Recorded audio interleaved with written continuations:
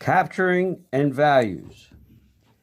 Chess pieces have a number on them, and this is their value or point value. The pawn has a 1, that's a 1 value. The rook is worth 5 points. The knight is worth 3 points. The bishop is worth 3 points.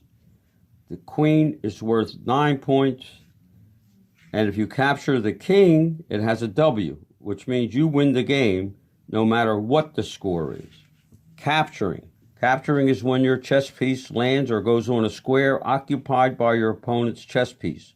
When you do this, you have captured that piece, get their value, and remove it from the board.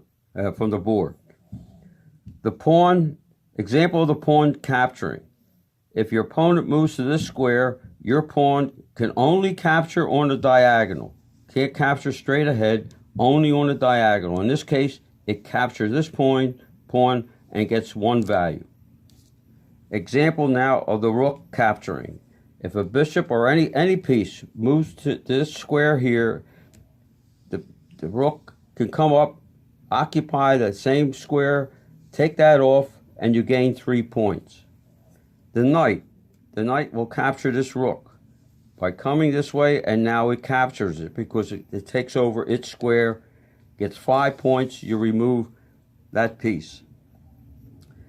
The king will capture this knight by coming across, pushing him off his square, gaining 3 points, and taking him off the board.